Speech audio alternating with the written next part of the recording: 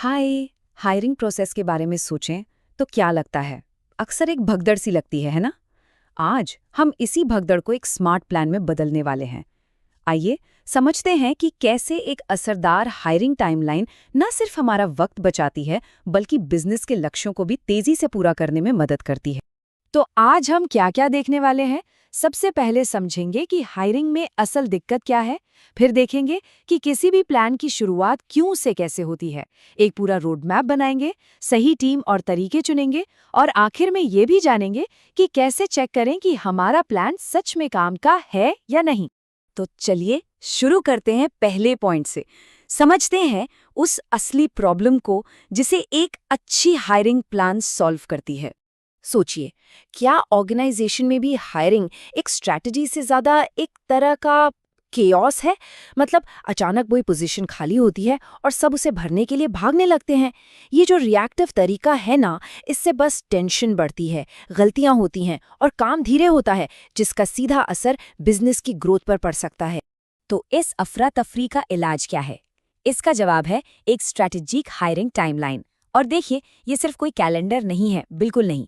ये तो एक पूरा रोड मैप है जो ये पक्का करता है कि सही टैलेंट सही समय पर टीम का हिस्सा बने, ताकि कंपनी अपने असली लक्ष्यों की तरफ बढ़ सके। ओके, तो कोई भी अच्छा प्लान शुरू कहाँ से होता है? एक साफ मकसद से। हायरिंग में भी सबसे पहला और सबसे जरूरी सवाल यही है, आखिर हम ये कर क्यों रहे हैं? यही क्यों है हमारा ऑब्जेक्टिव। ये हमें डायरेक्शन देता है, ये साफ करता है कि हम आखिर पाना क्या चाहते हैं। एक क्लियर ऑब्जेक्टिव के बिना सारी कोशिशें भटक सकती हैं, है ना? तो ये हमारी नींव का सबसे पहला और मजबूत पत्थर है। तो एक मजबूत ऑब्जेक्टिव कैसे बनता है? इन 3 सवालों के जवाब से। पहला, इस हायरिंग का असली मकसद क्या है? क्या हम एक बिल्कुल नई टीम बना रहे हैं या अपनी मौजूदा टीम को और बड़ा कर रहे हैं? दूसरा, हमें कितने लोगों की जरूरत है? और तीसरा, सबसे जरूरी, हमारा बजट कितना है?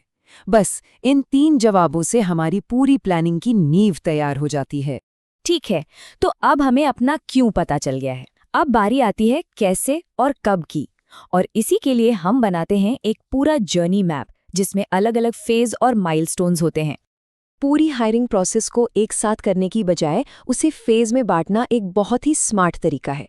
जैसे यहाँ दिख रहा है, पहले 3 महीनों में हम हाई प्रायोरिटी रोल्स पर फोकस करते हैं, फिर मीडियम और फिर लो प्रायोरिटी वाले रोल्स पर। इससे होता क्या है, हमारे रिसोर्सेस सही जगह पर सही समय पर इस्तेमाल होते हैं। ये माइलस्टोन्स हमारी जर्नी के चेक पॉइंट्स की तरह हैं।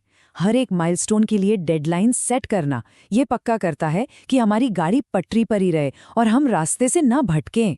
जॉब डिस्क्रिप्शन से लेकर नए मेंबर की ऑनबोर्डिंग तक हर स्टेप मायने रखता है।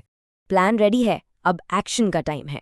अब हमें ये सोचना है कि टैलेंटेड लोग मिलेंगे कहाँ और इस पूरे काम की जिम्मेदारी कौन लेगा। आजकल टैलेंट ढूंढने के कई तरीके हैं।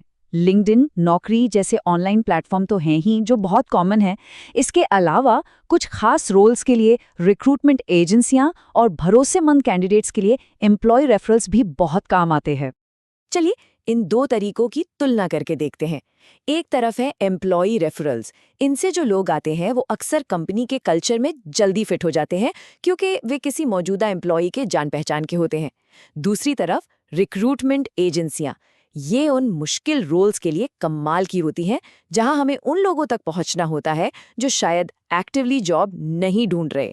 हायरिंग में सफलता के लिए ये जानना बहुत जरूरी है कि कौन क्या करेगा।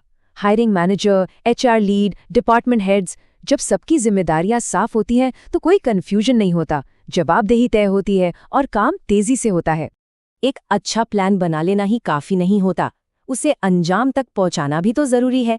और इसके लिए हमें 2 चीजों पर ध्यान देना होता है, रिस्क मैनेजमेंट और प्रोग्रेस ट्रैकिंग। देखिए, बेस्ट से बेस्ट प्लान में भी कुछ न कुछ गड़बड़ हो सकती है, तो पहले से ही सोचना जरूरी है कि क्या गलत हो सकता है। मान लीजिए कोई बढ़िया कैंडिडेट लास्ट मोमेंट पर मना कर दे, तब क्या? या किसी रोल के लिए अच्छे लोग मिल ही नहीं रहे। ऐसी सिचुएशन के लिए एक बैकअप प्लान, जैसे कि किसी फ्रीलांसर को हायर करना या किसी इंटरनल कैंडिडेट को मौका देना, ये हमारी हायरिंग को रुकने नहीं देता। प्रोग्रेस पर नजर रखना उतना ही जरूरी है जितना कि प्लान बनाना। रेगुलर रिपोर्टिंग, चाहे वो हर हफ्ते हो, 15 दिन में हो या हर महीने, ये पक्का करती है कि सब कुछ टाइम पर हो रहा है। और ये मीटिंग्स सिर्फ अपडेट के लिए नहीं है, ये प्रॉब्लम को बड़ा होने से पहले ही पकड़ने और सुलझाने का मौका देती हैं। तो हमने पूरा प्लान बना लिया है, लेकिन हम कैसे जाने कि ये वाकई में काम का है या नहीं? इसका जवाब एक आखिरी लेकिन बहुत जरूरी सवाल में छिपा है। और ये रहा वो आखिरी लिटमस टेस्ट।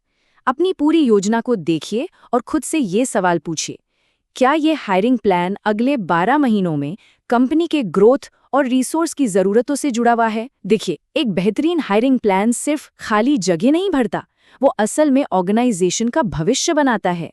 तो अगली बार जब भी कोई हायरिंग प्लान बने तो ये सवाल पूछना बिल्कुल मत भूलिएगा।